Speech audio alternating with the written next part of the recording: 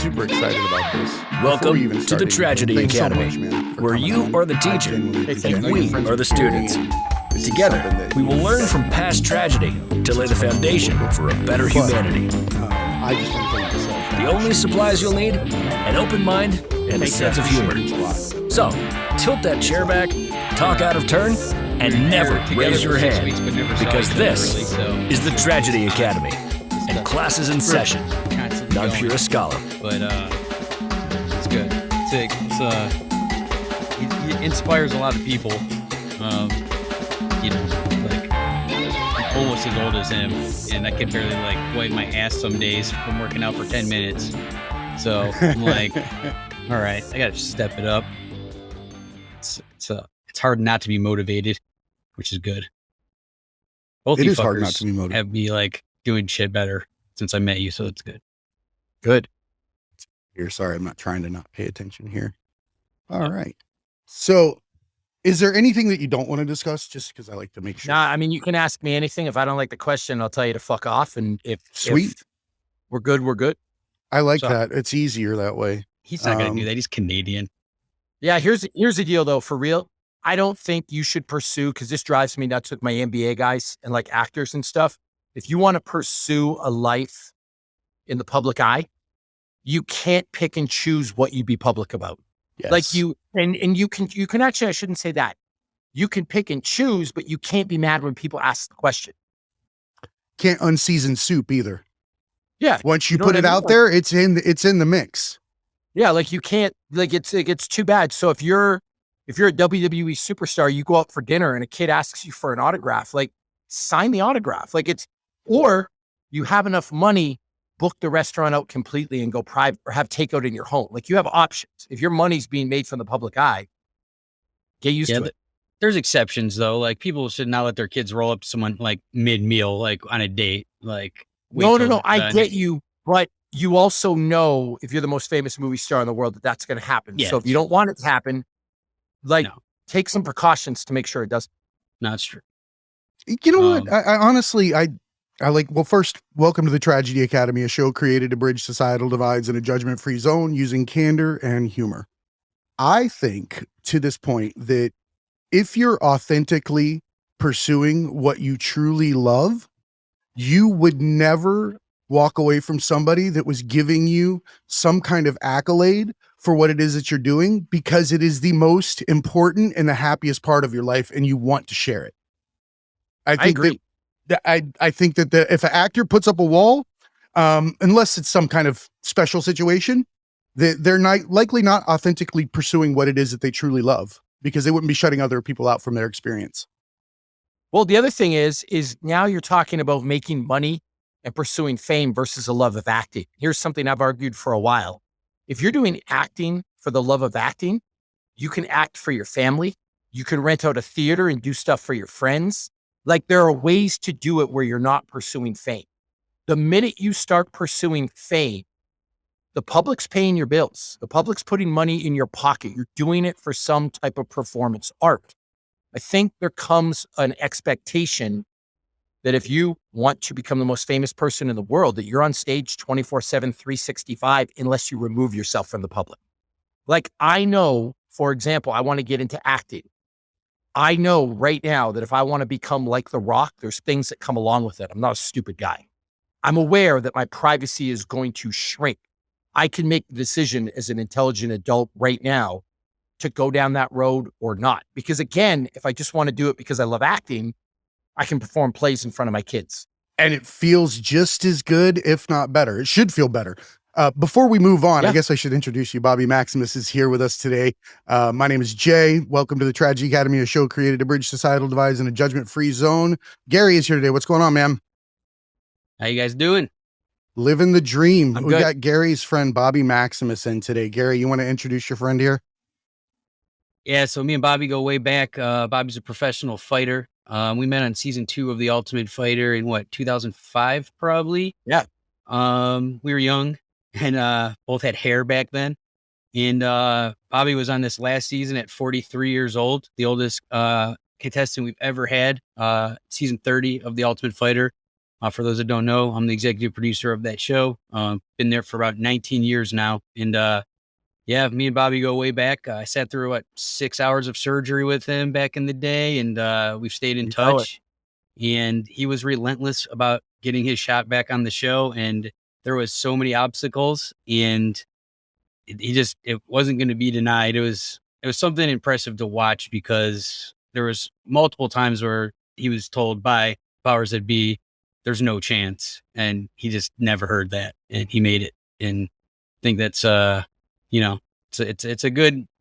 a good role model to have for us, like hitting our mid 40s type of guys that kind of feel like, shit, maybe there's a bunch of shit we can't do anymore. Obviously there's a few things, but there's a lot of stuff we could still do if we just go do it. So yeah, I'm like, I got the shirt. I don't know if you see.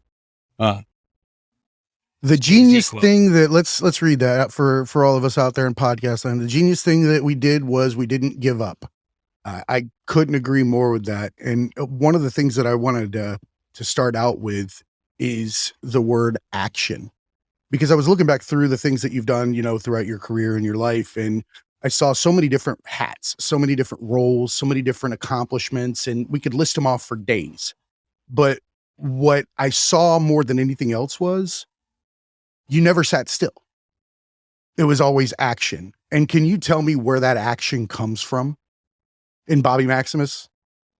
Yeah. I think for me is I learned a lot when my dad died. My dad was my best friend. When I grew up, I wasn't popular. I didn't have a lot of friends. And so I hung out with my dad and his friends. My dad died when I was 20. And not only did I lose my dad, I lost my best friend. I lost my social network. It was really difficult. And one thing always stuck from me from losing my dad died at 49, which is young. Like, to put that in perspective, I'm 43 right now. I could literally drop dead in 6 years. And so you don't have a lot of time, which is, it's a very interesting concept, because we always assume we've got one more day, one more week, we've got one more year. Now, on top of that, I was a police officer. And when I was a cop, you'd be shocked or surprised the amount of people that die. Like, you go to a sudden death call every day as a police officer. And I'm not talking from murders or like car accidents. I'm talking someone slips and falls down the stairs and they die. And this happens to middle-aged men. They go out in the backyard to do landscaping. It's too hot. They overexert themselves. They drop dead. The human being is completely fragile. And so starting in my 20s when my dad died, once I got through the anger, the misery, the pain, the self-loathing, all the stuff that goes along with losing a loved one, I decided that the best way to live my life was to just go after what I want. And that's, again, taking action, living every day like it's your last. Now, not literally like I got you. You're not streaking, the baseball field every other day because it might be your last one. That's your last wish right there, is like, on my last day, I'm showing everyone my nuts. Yep. Go big, go home. But I'm not talking about doing anything crazy, but I started asking myself the question, why not, instead of why? So when I would go to do something, hey, I want to get into acting. Hey, I want to write for Men's Health. I want to fight again in the UFC. Rather than say, why would I do that? I would say, why not? Like, what's going to be the harm in just trying this or just going after it? And just by having that attitude, I've opened myself up to so many possibilities. That's an amazing point. And one of the things I'd like to piggyback on that is that we tend to design ourselves or grow to a mold that has been given to us. And in all these different jobs or these different things, it's proven that we're pliable and that we have the ability to be anything that we truly want to be in life. There are no limits except for the physical. At some point will hold you back from being able to do something. But aside from that, I feel like all limitations are a mold that are issued from birth by your selected group, and that you will perform within that with those limitations until somebody removes that from above you, like a human bunk cake, and gives you the chance to actually expand and grow to what you were originally intended to be. And that's anything. And I think that you're a prime example of that, is that you can go out and actually enjoy the human experience. Well, here's an example. I always say that self-imposed limitations, it's a glass cage we build around ourselves. a lot of limits that we have are self-imposed. Now let's talk about podcasting because we're on a podcast. Sure, you like listening to Joe Rogan, you like listening to Dan Patrick, you like listening to, whoever has the biggest podcast in the world. I don't know who it is, but you like podcasts and you want to start one. A lot of people will come up with a list of reasons why they shouldn't do it. That's what we always start with. That's where we start, right? But it's not that hard anymore. Just a phone. So you have this, you can make a podcast. I'm looking at your set. You have the logo on the wall. That doesn't cost that much to get one printed out. So rather than asking yourself why I would do this, why not? The logo costs $10. I already have this. $10. Whatever it was, I can download whatever on, Spreaker or iTunes or whatever your podcast housing. Just love what you're talking about and love the process. Yeah. Just go for it and try it. And you know what? It might turn out to be good. It might not, but if you love what you're doing and you have fun, you're going to be able to, at somewhat level, be successful, but we have to define what success is. If you're doing it truly, I like what you said earlier. If you're doing it because you love it, success is just doing the thing. It's not winning or losing. It's not measured in downloads. It's not measured in ad revenue. Correct. You're successful because you're doing something you love. One of the greatest examples that I've heard on the show of this was something that we discussed when Matthew Scheel was on. And it was a meme that he had come across recently that was a miner. And it was like a side view where you can see him mining through this cave alone with like his little light on pickaxe. And right beyond like the next 2 or 3 picks was gold. And you see him turn around and leave, even though he was only a few picks from the gold. And one of the takeaways from that we were discussing was that it wasn't the fact that he should have just kept going a little further. It was the fact that he should have just loved mining and he shouldn't have been going after somebody else's gold. The moment that you're not loving the mining process, you're not mining it for the gold. You're mining it, you have to love the process itself. God, I can't even spit that out right. Yeah. And if you love it, then you're a winner. Always. Right? Like society judges winners and losers in like wins, losses, points scored, downloads, money, like whatever that is. But I know some of the most successful people in the world by those standards, and they go to bed miserable every night. I did. They're unhappy.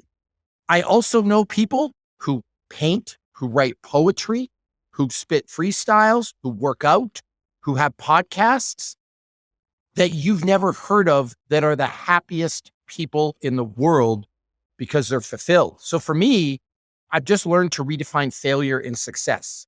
And if I'm happy doing it and it's through the process of chasing my dreams, then I'm winning every day. And I mean this, if I died tonight, I will die knowing that I didn't sit still, that I don't have regrets, that I'm chasing the things that I love. You mean embrace victimhood. Regardless of what any other person could think or say about.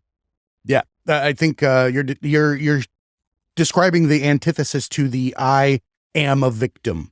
I am this persona. I am all of these flaws. I am every reason that I can't be you, and you are everything that I won't muster up within myself to actually pull through and accomplish something.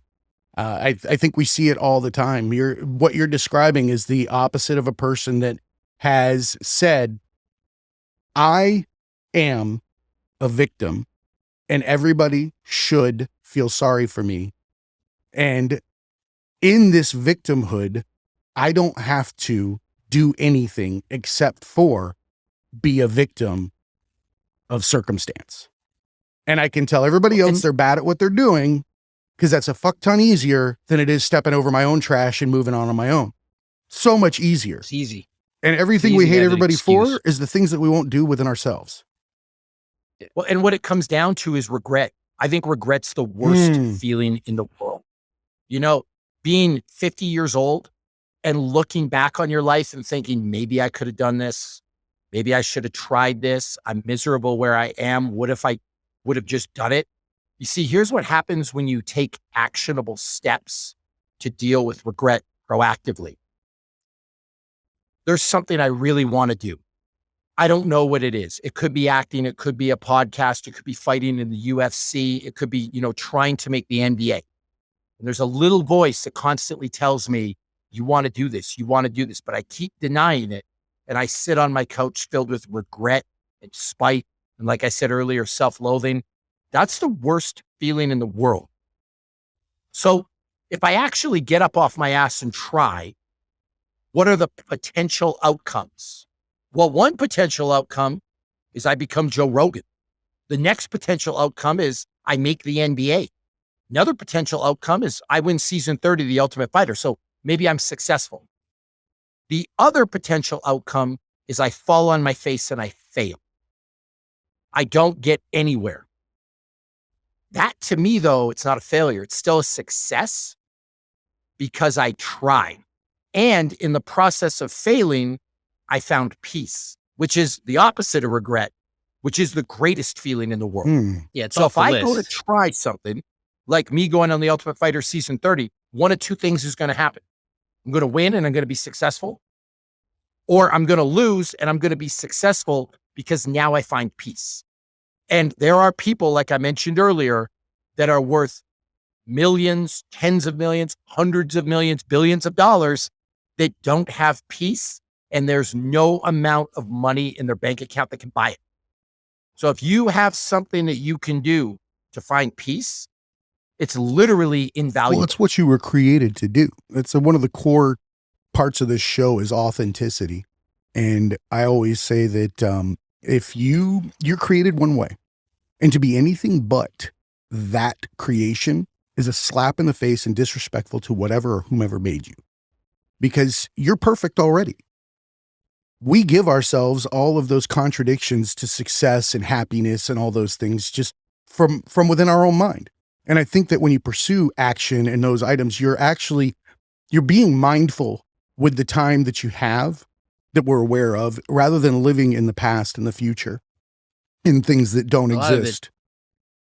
Yeah.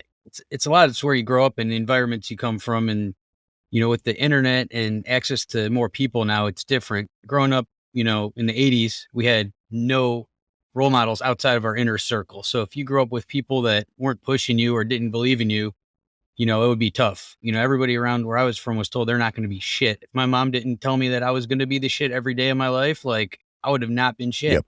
Yep. Like you better join the army or fucking go get a factory job or you're going to prison. That was it. Like college wasn't even something that people would tell you to do, let alone like try to chase some kind of dream. And if it wasn't for like, one person in my life at that point, because I was doing all kind of everything wrong and I barely by the skin of my teeth made it out, just not wanting to disappoint her, you guys would never have saw me, because it was a lot easier to just gangbang and, sell dope and fight and, all those, like, truth be told, that shit's fun, like being fearless and like living like you don't give a shit. Like responsibilities suck. And when you're young and wild and free, like you could take that too far.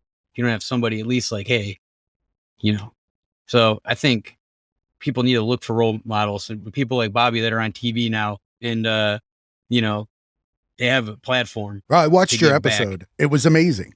It felt like I was watching in that moment your show, that I was learning from you. And that was the intent of the direction of what I was looking at. Was it you're very charismatic, but you're very honest and authentic in the way that you deliver things. And I kind of want to ask, where does the mentorship drive come from? Because that seems to be a theme within your life, is policing and taking care of our community and others. Where does that come from? Yes. So I'm from Northern Ontario. I'm from a super small town that nobody's ever heard of. And I'm from a place where people take care of one another. They love one another. Doesn't matter what your skin color is. It doesn't matter what your sexual preference is. You're just a small, tight-knit community. And it's the type of place where if you two showed up at somebody that knew me from when I was a kid, they would invite you in, feed you, give you a bed to sleep in. It's just the right thing to do to look after other people. So I grew up with two parents that my dad was part of the Lions Club and he was always doing things for people, even though we didn't have a lot growing up. my mom was always helping people. So it was always, I lived in an environment that was filled with, I guess, acts of service.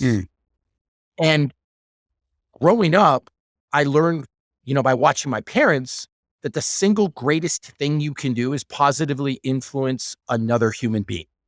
So now let's talk about the show. Whether I won or lost, it's not consequential. How I'm portrayed, it's not really consequential.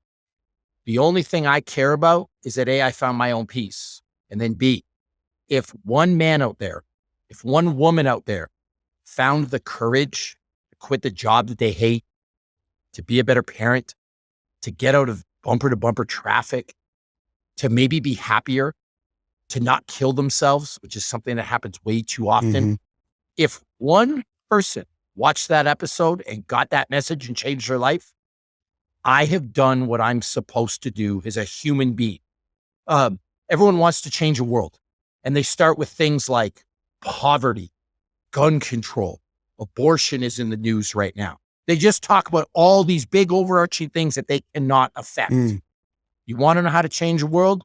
If every single one of us on this planet just tried to be kinder to somebody else, just said, you know what?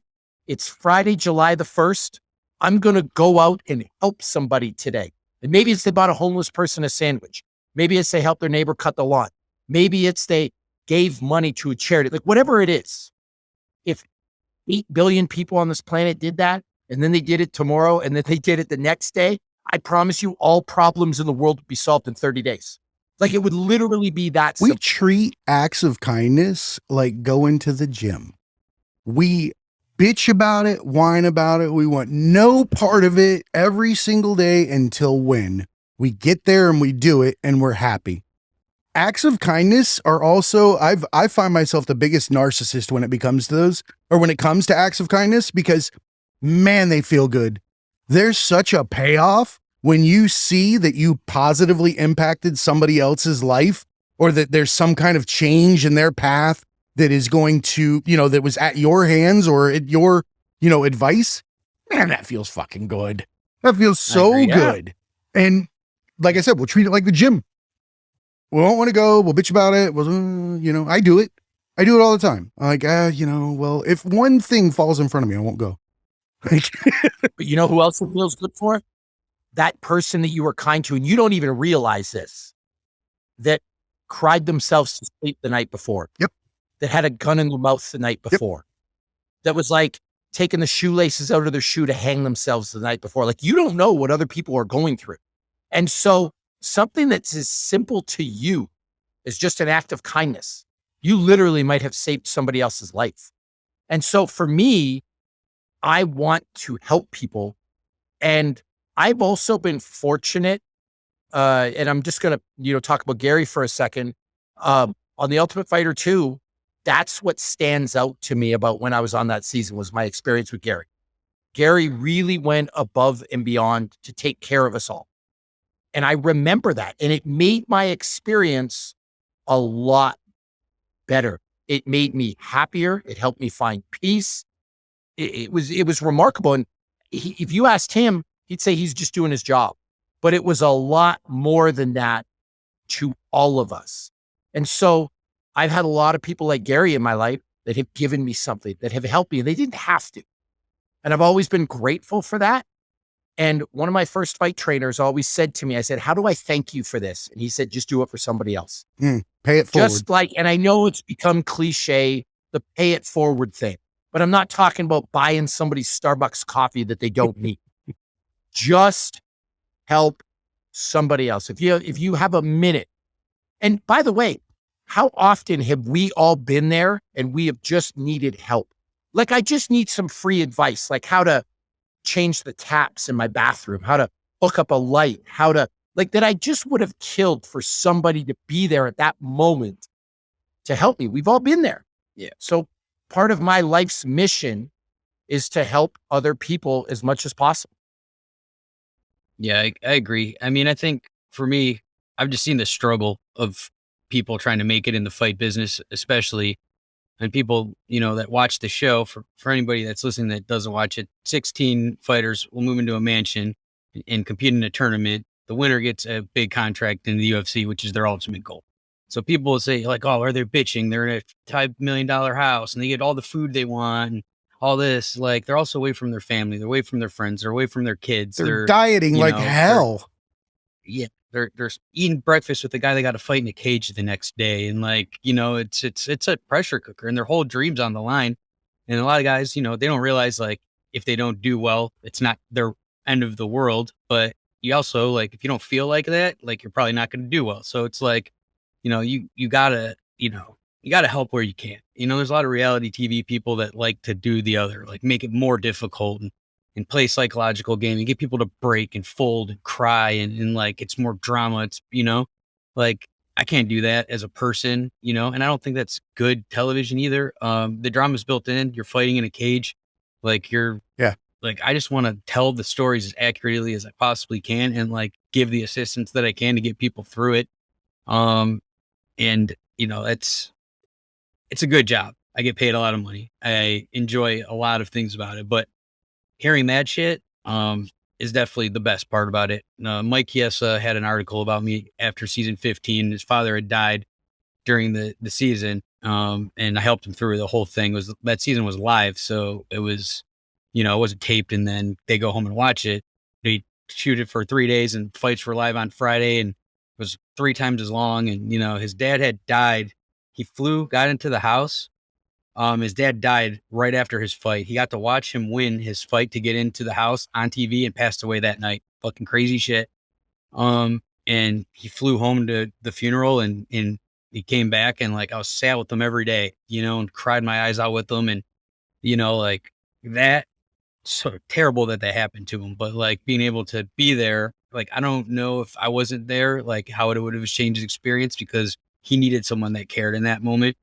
And I just, it was me. I was blessed to have that opportunity to help him through it. And, I always read that article when I'm like having a bad day or like, fuck this job or whatever. I've read it 10,000 times. Maybe it's just me being a narcissist, but it's like that is, when I feel like I'm not getting paid enough or someone screws me out of a job and, it's something like that. I'm like, it doesn't matter. Like I got 300 pairs of shoes. Like I'm fine, financially, like that's not more at this point, Nothing wrong with reading that article because these random acts of kindness, they're really, the first one should be loving yourself because you're not going to be a whole human to anybody else or affect change if you're not loving yourself correctly. You're not a full person. So you have to show yourself the same love that you would show, anybody else. You have to love your flaws. You have to give yourself all of that respect in order to be able to be effective in your change. And since when is it a bad thing to celebrate your wins or to be proud of yourself for something you did or to take pride in the way you conducted yourself? Like we live in a society now where we're supposed to be humble. And what people have taken that to mean is that they're going to be self-depreciating, that they don't recognize the positive traits in their life. But we need some positivity. So you're damn right if somebody thanks me in an article, I'm going to read it. You're damn right if I do something nice for somebody, I'm going to think positive things about it. Now, I might not blast it all over social media. Like if I buy a homeless person a sandwich, I'm not going to run to my Instagram story and say, hey, look what I did today. But you're damn right I can take a minute and feel good about it. What is wrong with feeling good or patting yourself on the back? There's nothing wrong with that. Arguably, you are doing a service and kindness to the person that put the time and effort into the article about you. I bet the person that wrote that article would sit there and feel so good to know that the creative thought that they put into that description and that story was something that you found solace in some of your times of need. We don't think about that, the gratitude that comes with that. So you're doing them a service. Here's the other thing, and think about the irony of this situation. Here's Gary, and I meant what I said. Like Gary's one of the most caring people I've ever met when it comes to the professional industry of TV, media, stuff like that. And think about this. Gary took a couple hours of his time, a week of his time. I mean, whatever it was, 40 hours, 50 hours. I don't know how to quantify it, but you took some time to help another human being. And that person was featured in an article talking about their experience. And now, years later, when Gary's having a tough time, that article turns around and helps him. So in a way, kindness begets kindness. Help begets help. Like it comes full circle. So I promise you, and you shouldn't be doing this looking for a reward, but I promise you, if you're kind to somebody every day, if you help somebody every day, it will come back to you. I don't believe in karma. I don't believe in all kinds of stuff like that, but it will come back to you in a positive way. Now, I want to tell you another story from when I was a cop. I was actually a good cop. There's a lot of cops that are shitty. There's a lot of bad stuff that happens in the United States. There's racism. There's cops beating on people. There's all kinds of stuff. And I'll tell you guys a story I never forget. I was in the mall. Didn't have a gun on. And I was walking out of the bathroom. And I started to get surrounded by a bunch of gangbangers. And I had a moment like, oh, fuck. Couple of them were cussing at me, swearing, threatening me. You're going to get it. You're a pig, like the whole deal. And there was a person there who stepped up and said, no, guys, he's good. He treated me well. And everyone just fucking walked away. And I was like, what the fuck? And I stayed and talked to the dude for a minute. He's like, listen, man, you probably don't even remember you arrested me once. He's like, but you treated me with so much respect. And I was like, oh shit. Okay. You never know. Horrible beatdown. And I don't even remember what I did, but maybe I told him thank you. Maybe I prepped him for the station. Maybe I didn't cuff him. Maybe I didn't rough up. I mean, I don't know even what it was. He just said I treated him well and was kind. And then it came back around and I mean, could have lost my life. I would have been on the end of the beatdown. That stuff happens because you might not remember what you did for another person, but they will. Mm-hmm. You know what I mean? And one thing I always tried to do is if I did arrest somebody, I can still treat them like kindness. Like I'm just doing a job. You know what I mean, Gary? Like if I arrest you with like a little sack of drugs on you, I don't have to be a dickhead. No. I can still be nice about it. I can still say, hey man, I'm just doing my job. Like there are ways to deal with people and still give them some form of respect. And it comes back around. So that's what people don't understand. The other thing they don't understand is you never know when it might come back around. Because I always say this, the person that you step over to get to the top might be the same person that you need help from later on. Oh, it happens in my business all the time. They may actually rise above you. And believe me, if you shit all over them, they will remember you. I look at Gary. I mean, Gary's like the ultimate success story for this. On The Ultimate Fighter 2, Gary was driving a van, fetching food, sitting with this Canadian idiot through surgery for 6 hours and working his butt off, getting yelled at by people, like getting mistreated. Fast forward 17 years, Gary's the fucking boss. So if you were working with Gary on season 2 or 3 or 4, I hope you spoke to him with respect because you might need something from him now. I mean, that's how the world works. You're 100% right. 100% right. It's like that. So many people that have worked for me have hired me, you know, like even recently, like they used to be my assistant. Now I go work for them and sometimes I hire them. Sometimes they hire me. Like it's, we say where I'm from, you get it how you live it. You know, if you're out there wilding out and doing wrong, you're going to get it that way too. You know, if you're out there doing right and be righteous, then you're going to get it that way too. You know, it's like karma or whatever, you know, everyone's got a different name for it. But if I'm out there robbing people and doing fucked up shit, like there's a lot of people that want to get me, you know, if I'm out there helping people all the time, like not a lot of people are going to want to take your life or, bro, you know, isn't that a beautiful thing? When you treat people well, nobody's coming headhunting for you. Yeah. You know, an old wrestling coach of mine used to have a phrase about this. He said, arrogance breeds competition. And I was like, what does that mean? He said, listen, if you're successful, people are going to want to take you down anyway. Don't give them extra reasons by being arrogant. He's like, just be nice to everybody. shake your opponent's hand. Like it's essentially from sport. Don't give people billboard material. Like I don't want to be the person. I don't want to be the reason you're waking up every day to take me down. Oh yeah, you don't want to be somebody's. You don't want to be anybody's origin story. You know what I mean? Like, no, I'm not into that. Like, just be nice to people. Like, I promise you, it will work out better for you that way. Like, even if you're a dickhead and you have no interest in being kind to people, just be kind because I promise you, you'll get something from it. It's just easier too. Yeah. You don't have to remember a bad interaction. We think that, when we're assholes, we think that that goes away with the person that walked away that you were an asshole to. That's not true. Because we're not supposed to be the asshole to begin with, and we're holding it somewhere inside ourselves, and we feel horrible for what we did. It's just showing up in different ways that we eat, depression, anxiety, whatever it is. The moment that you start hurting other people, you're taking a portion of that on yourself that you're going to carry with you until you exercise those demons. Well, the other thing, and I'll circle back to the show, how much does kindness cost? Which it's not, it's something I call free 99. That's it. Like it's nothing. So I'm glad they showed this on the show.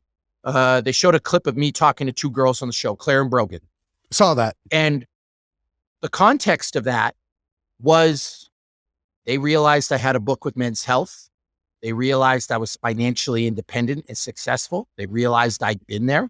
So they were asking me questions. How do I grow my Instagram? How do I make money from sponsorship? Claire works as an accountant. How am I going to prep to quit my job so I can pursue my dream? Now I'm in a house where I have nothing to do. I mean, don't get me wrong. We had filming, we had fights, we had all kinds of stuff. But essentially I'm in a house where I've got time. Hold on. There's a giant truck outside my garage. This is the noise you got to deal with. But hopefully that you can get it. It's the Tragedy Academy. We're good. Yeah. Okay. As long as it's already over. I am in a house where at that point I had nothing else to do. I just finished saying what an awesome dude Gary was. He was also a dickhead because he took away our TV. He took away my Magic the Gathering cards. He took away my PlayStation 5. Like literally we could stare at the walls and watch paint dry. Oh, I thought you brought your kid suitcase on accident. That was all your stuff. Yes. So I have literally nothing to do at that moment. So what does it cost me to sit and talk to these people and try to help them? It literally costed nothing. Like I said, free 99. That's it. Like it's like people are acting like being kind or doing something nice for somebody is expensive or takes a lot of time or a lot of effort. Sometimes it's literally, it costs nothing. And the other kicker is, you had mentioned earlier, to bring this full circle, about if you love what you do. Guess what I happen to do for a living, which I chose? I write for Men's Health. I do corporate speaking. I want to be an inspiration. So wait. I get to also do my hobby or do what I love. Like this is actually kind of paying me. So why wouldn't I take time to help other people? And by doing so, I can then also help how many ever millions of people are watching this. And it doesn't have to be every single one of them. But like I said, if one of them, two of them, three of them find the courage to quit their job, find the courage to be a better dad, find the courage to fix their marriage, find the courage to go after a dream. Amazing. There's a really cool side effect of that. It's the positive impact that you have on yourself. When you tell people the great things that they do and who they are, or you help them with sage advice and things like that, if there's ever a time that you're giving yourself positive affirmations and self-talk, it's that moment, because you're hearing everything you're telling them to do. You're living it in that moment, and it's only reinforcing it even more within yourself. It's going to help you move forward with a stronger foundation. It makes you put your money where your mouth is too. There's been times I've been trying to really motivate somebody, and then I myself was like not going to do something because I got lazy or whatever. And then they've either called me on it or I knew they were going to. And I'm like, fuck, I got to get my ass off the couch today because like trying to help this person do something, and they're going to see me just not doing, so. And Bobby's like, he's one of those guys too, that I share like my music and everything with him. And he's always got, some positive to say, that, you know, constructive criticism as well. But it's like, you know, he's like this all the time. It's like not just when he's on TV or on a podcast or something. It's like, you know, that's why we've stayed friends for so long. I think we're very similar, and it's just like, you know, grew up very differently, but like still the same type of person, you know. And luckily he made it through the cop shit, and I made it through the shit that I went through to like get to a place where, like, you know, we're still alive, if anything. You know? Yeah, where we're the same though is that we both genuinely want people to win. Like when I say Gary genuinely cares about every single person that's been on The Ultimate Fighter, I mean it. He genuinely cares. And it's probably hard for him, like, put words in your mouth, Gary, to watch people lose. Fuck, I cry. Like you literally want every single person on that show to get a contract and to win. I'm the same way. I want everybody to win. And just, we live in a society where if you're winning, it means I'm losing. And I can't stand that. I want everybody to win. I want to have the tallest building in town, but I don't want to have it by tearing down other people's buildings. I just want to build mine a little bit taller. I want to learn from other people. And I said this in a bunch of media outlets. The hardest part for me being on the show was having to watch the fights and watching someone have to lose because I wanted every single person to win. Like that was difficult, you know? And I know Gary feels the same way. And so like Gary, with your music, with your shoes, I mean, let's talk about shoes. I don't care about shoes. You get a new pair of shoes, it makes me happy for you. Bingo. Because you're doing what you love and you're collecting what you love. So I hope you get thousands of pairs of shoes. Like that's just, and it could be building Legos. It could be your landscaping. Like, why can't we just be happy for people and doing what they love, whether we like it or not? Yeah, people are in competition with the people around them all the time, which I never understood.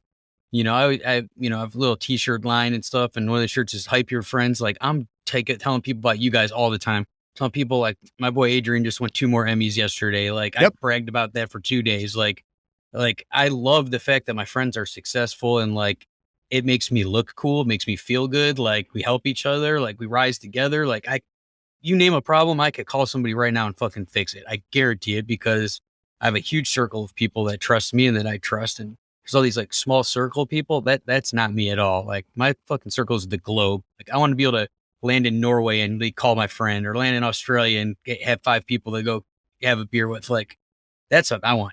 You know, I don't want to be like, oh, I'm so worried about someone screwing me over or whatever. I'm gonna have this small circle. Yeah, I get fucked over all the time. If everybody paid me back the money they owed me, I could retire. Like it happens, but I'm not going to change the way that I act based on, you know, that kind of shit. Like every girlfriend I ever have accused me of cheating immediately because her ex-boyfriend fucking cheated. Like I'm not going to do that to other people. Johnny over here fucks me over. Billy over here doesn't mean he's going to do the same thing. So it's hard to like be that way, I think. And I struggle with it sometimes, but like, I'm going to keep putting myself out there to do that. And the good outweighs the bad. Like I could go anywhere, do anything. Like I have so many opportunities and doors that open up just because of, you know, that way. It's a few times to get slammed in my face or get fucked over. It's like, it's not even close to, wasn't yours. The good outweighs the bad. Every time I found out after the fact that something was presented to me that I really wanted or thought I wanted, I found out after the fact that that was somebody else's gold. Every single time, because until I found podcasting and a way to affect change through this, it was everybody else's gold and it was everybody else's high. Every time I finished it, every time I got it, the material item or the place or the vacation or the, you know, the Audi or this or that, you know, every single time, temporary high, right back down, crash down, because I was somebody else's gold, somebody else's success, somebody else's picture, you know, that was painted for me. And I was trying to do the dot to dot next to it to make it match. Doesn't work that way. You got to go back to being you, 100% you. Well, let's talk about that for a second. I'm going to talk about people I like and people I don't like. I like you guys. You're my friends. I enjoy your company. Gary, we've talked a lot. True or false? Yeah, a lot. What kind of truck do I drive? Ford F-150. No, you have no, I mean, the answer is you have no fucking idea. And you know what? It doesn't matter. Nobody fucking cares. It's not influencing your decision to be friends with me or not friends with me. Yep. Now, let's say the person I don't know, they don't give a fuck either. I'm out here spending a bunch of money to buy a car I don't even care for to impress a bunch of people who I don't know. And if I did know them, I wouldn't like them anyway. Yep. And if they were to be the type of person to judge me on the truck I drive, I wouldn't want them in my life. So why do I give a shit? I would rather, and I talked about paying a big car payment. My truck costs me $400 a month. I've got cloth seats. I don't have the big ass truck. Like, it is as plain as you can get. Great. You know what? Maybe I could have got the truck for $1,000 a month, $1,200 a month. I'd rather take that extra $800 and spend it on something I want. If I'm Gary, I'm buying shoes. That would bring me more happiness. If you're me, I'm buying Magic the Gathering cards. I love this, by the way. That caught me completely off guard and actually made me love you even more as a human, because that just shows that you're 100% you all the time. It does not matter. You find happiness in what you find happiness in. Because and why should I care what you think? And by the way, with the Magic the Gathering thing, fun. You can call me a fucking nerd. You can make fun of me. You can think like I'm the only person in the world that does that. No, you're not. But the other two I will do. Puts out Magic the Gathering called Wizards of the Coast. Do you have any idea how much fucking money they make? Like, you have no idea the amount of people who play that game, who, by the way, hide it because it's nerd shit. But it's like, there are a bunch of people. There's actually the show called Game Nights put on by Commandcast that has all kinds of famous people that come on and play Magic the Gathering. And all of a sudden you realize now. It is cool to be a nerd. And best friends I've ever had in my life were D&D players. Growing up, the coolest and nicest people, the least bullying, the most open-minded, the most creative are ones that play games like you're describing. That's why I actually love that, is because whereas it doesn't have to be my bag, but again, being happy for somebody that's happy with what they're doing is how we're supposed to be. And it's cool to see your face light up as soon as you started naming off each one of those types. So here's the other thing. The happiest people, and I say this as a dad, the happiest people in the world are kids. Yes. Like, I took my kids to the GameStop the other day and I bought them some figurines. They love this anime show called 7 Deadly Sins. I bought them 7 Deadly Sins figures. It's really good. And the little one, the 2.5-year-old, can't even conceptually understand what's going on in the TV show, but he watches it because then he recognizes it. He starts clapping and squealing, and literally he starts fucking dancing in the middle of the GameStop out of joy. It's beautiful. They're the happiest people in the world.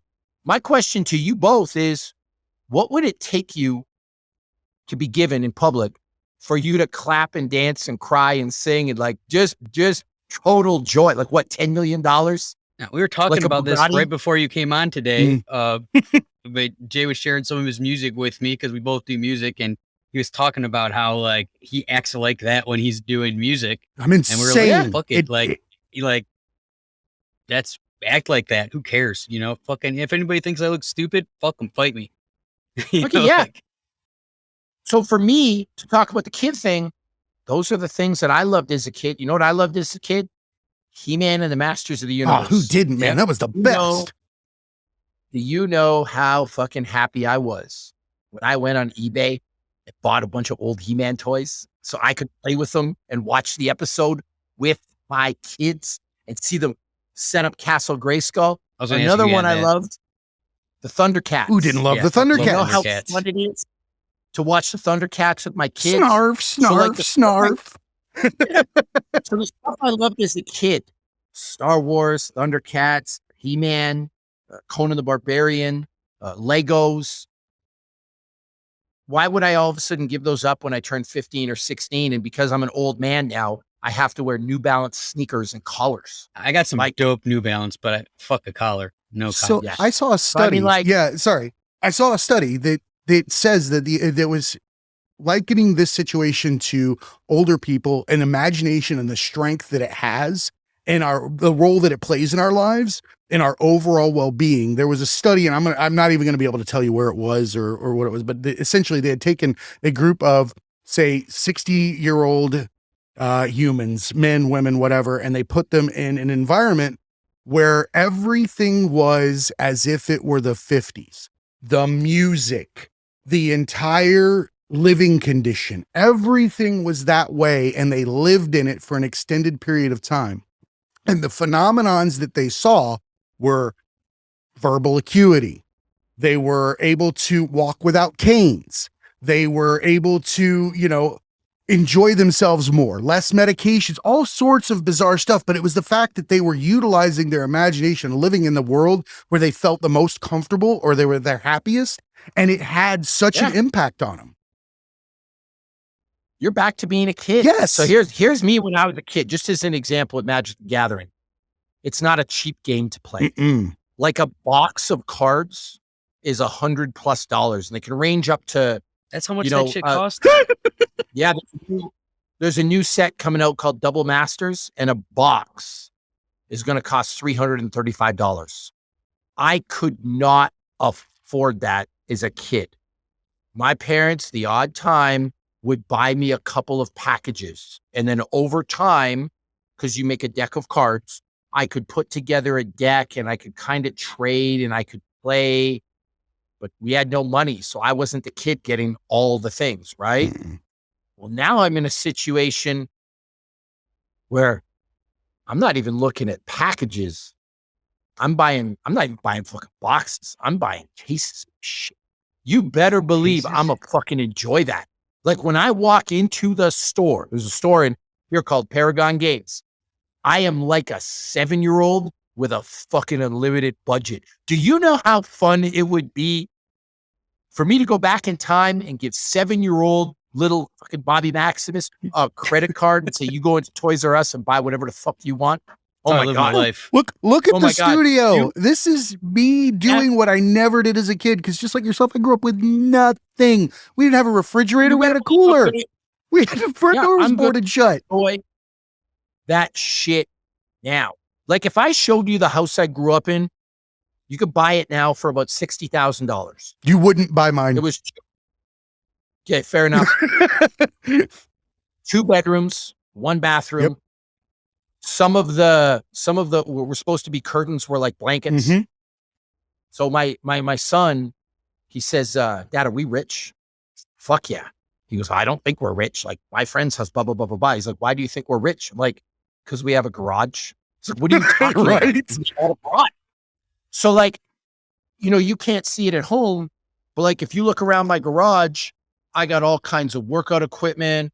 I got signed memorabilia on the wall. I got a cold plunge in here. I got a freezer in my garage. Like, man, I'm fucking loaded as far as I'm concerned.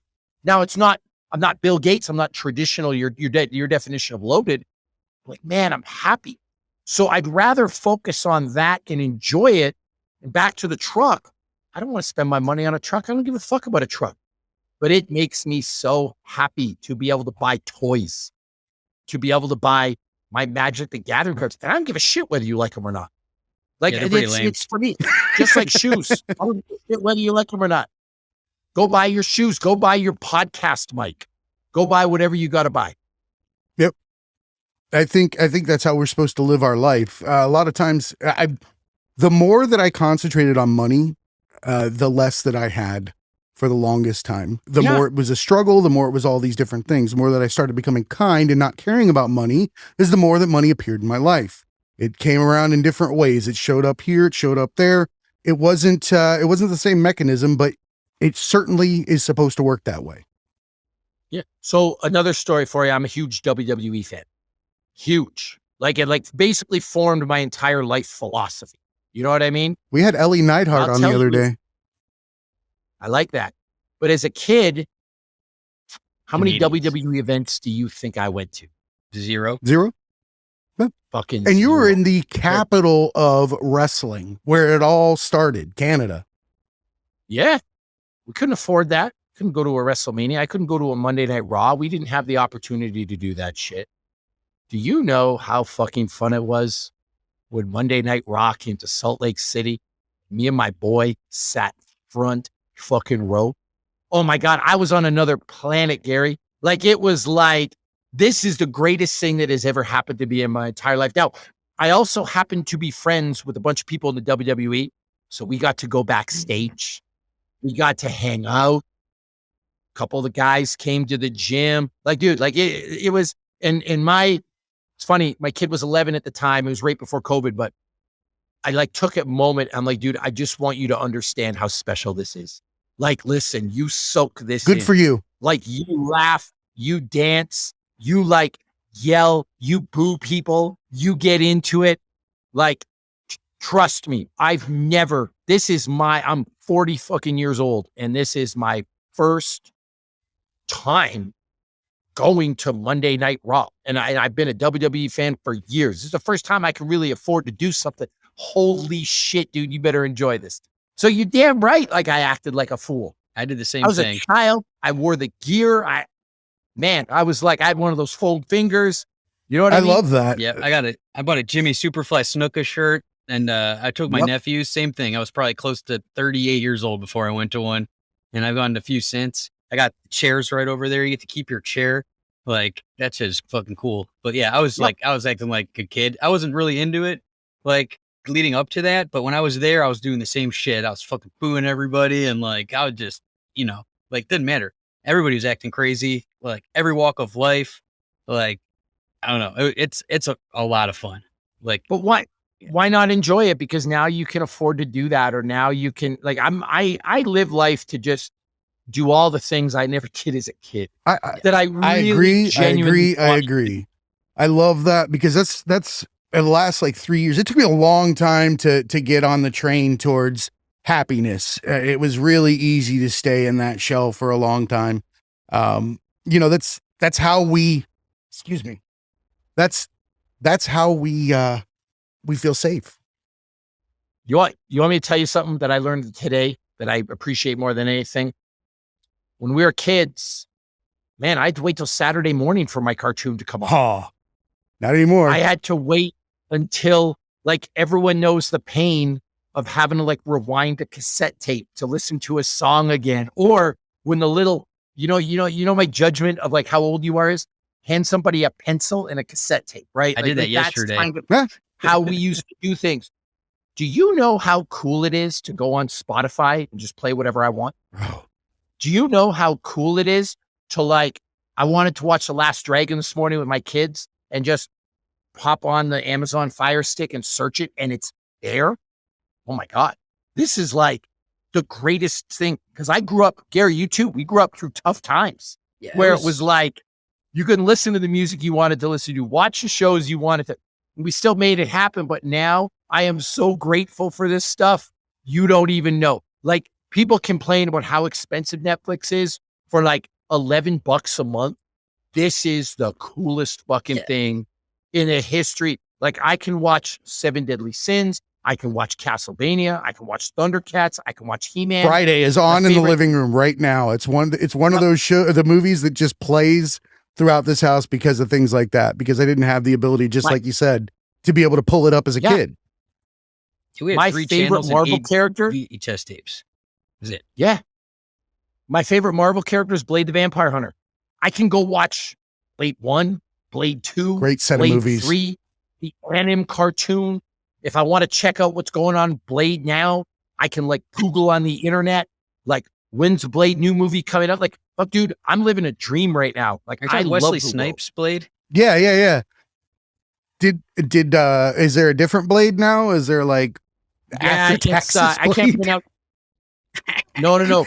I can't pronounce his name.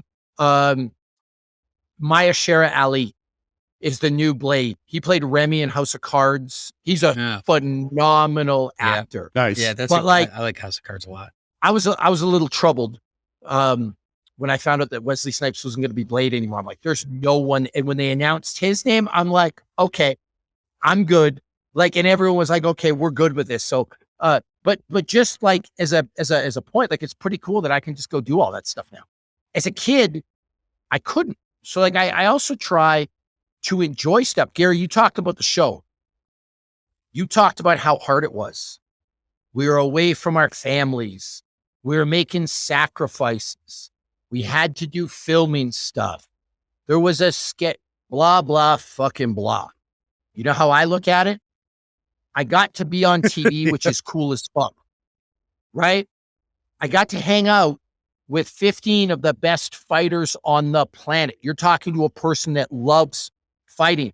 So I got to go in a house and a room with 15 of the other most talented people in the world doing what I do. It might be the best training camp I've ever been a part of.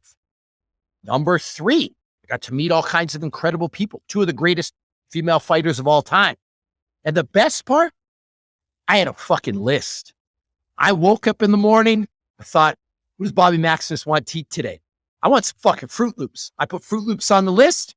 They magically appeared in my cubby the next fucking day. I wanted ribeye. Oh, ribeye appeared in a cubby. I wanted Nutella. Nutella appeared in a cubby. You have any idea how good that feels? Now I'm living in a world. I'm on tough times, man. I got to get in my car. I got to go to the grocery store. I got to check out. Like I had you don't got Instacart? No, Shit. I had an army of fucking servants at my disposal to get shit for me. So it's like, I can sit here and I can complain about how rough this experience was. It was pretty fucking dope. Let me tell you that. You know what I mean? So like, I also try to appreciate stuff on a day-to-day basis because what would you, and by the way, the people on the show, and there were a couple of people like this, and I couldn't fucking stand them. Gary, you know who they were. I'm not going to call people out by name. The people that were sitting there complaining about it were the people that before the show would give in their fucking kidney to be on the show. So don't you dare come around here complaining around me now. Yeah, I mean, it's Be grateful. tough. I try not to judge those people because you don't know what they're going through, and people just complain. Like some people, like I complain a lot as like a way to like vent my frustration. So it looks like I'm bitching a lot, but it's kind of like, yeah, it's different though, Gary. You're a grateful dude. Yeah. Here, you're gonna put this. You're gonna put this line in one of your raps. Remember when you wanted what you have now.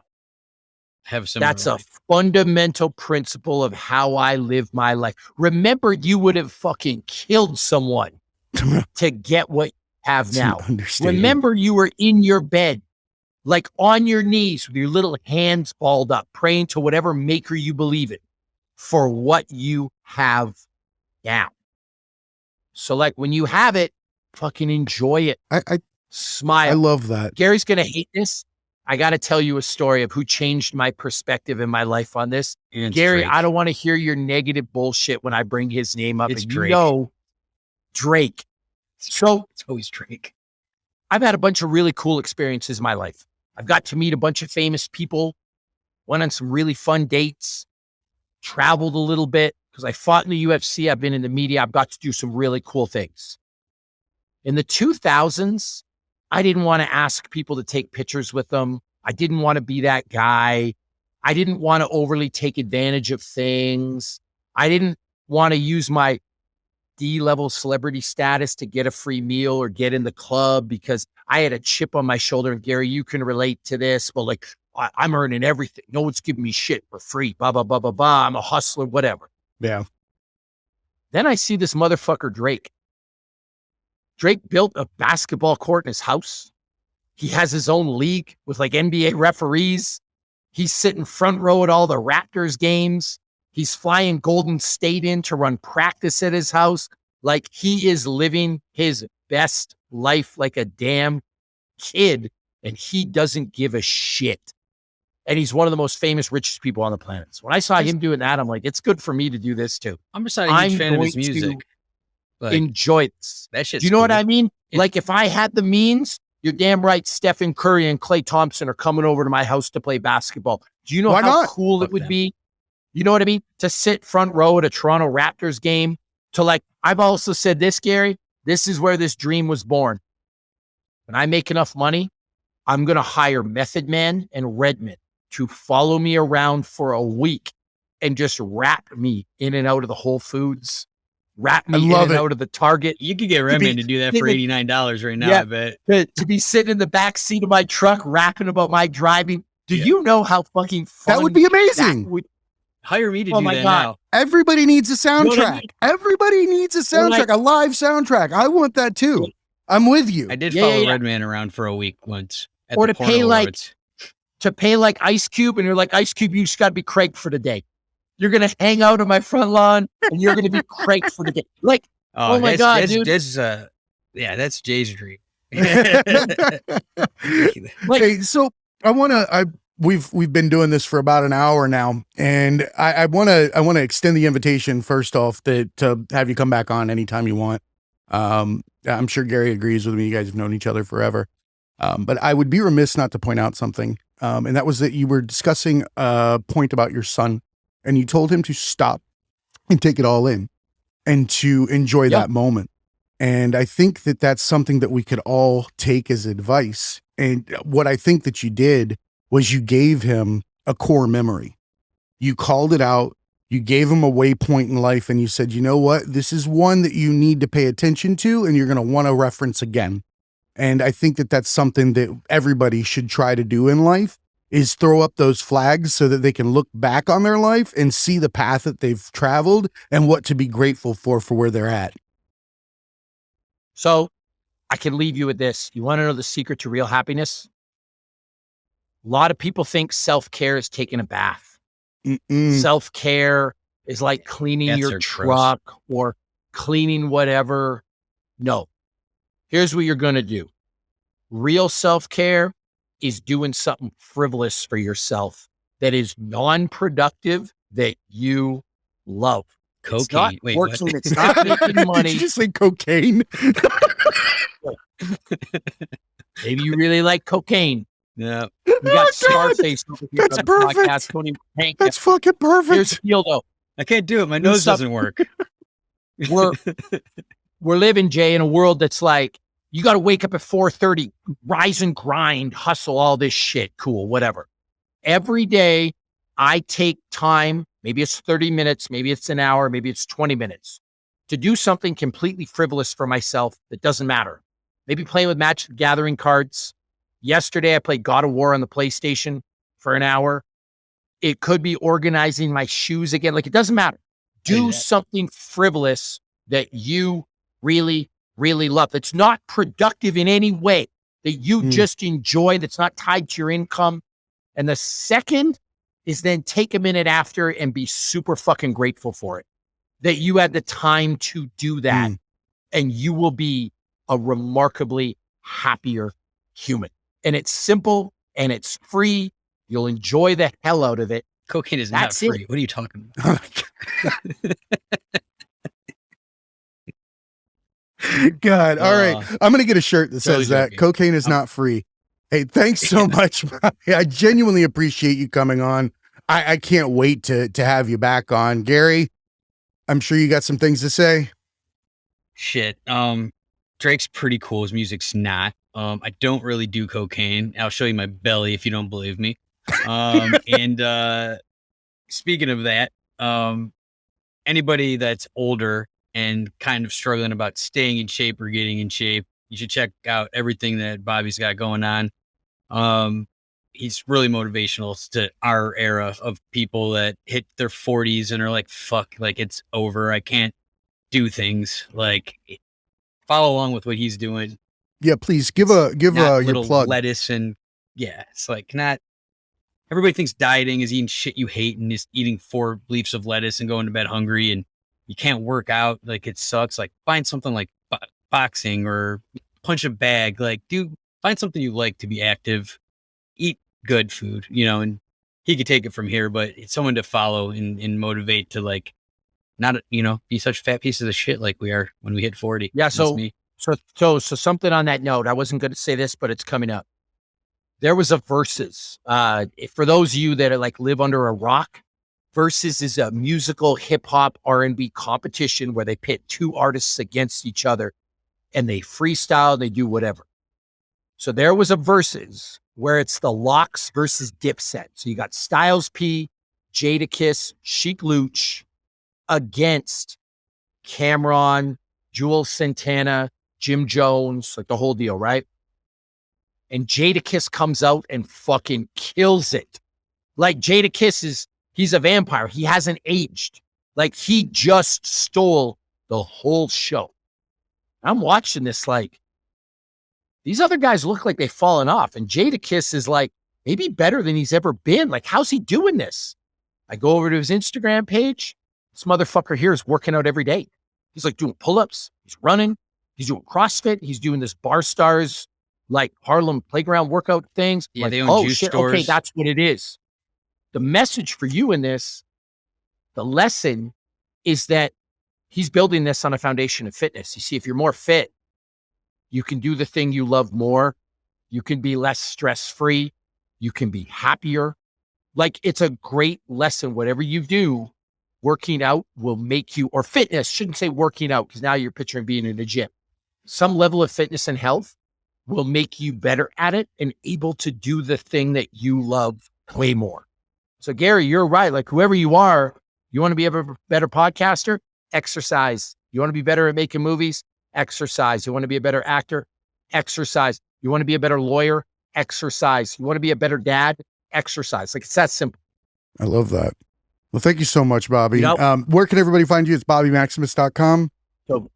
So first of all, I want to thank you guys. I'm humbled and honored and grateful that you take your time to speak with me. It's funny, talking about what we did in the podcast. There was a time, again, I would have killed to be on a podcast. I remember the first one I did, and it was so exciting. And so I try to treat everyone like that. So thank you so much for thinking enough of me to have me on here. I'm grateful. I love what you guys do. And I just know that you made me really happy, and I appreciate it. Now, as far as where to find me, there are two ways. The first way, which is recommended, is just at Bobby Maximus. That's Instagram, Facebook, Twitter, all those things. That's number one.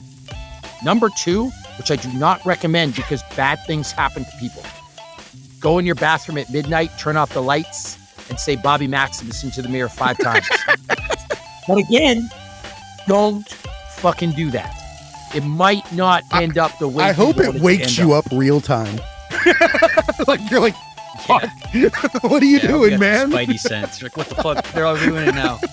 Stop calling me. Yeah. Awesome. So those are the two ways if you want to get a hold of me. All right. Take a video Candyman of yourself style doing and at Bobby Maximus. Candy bit, yes.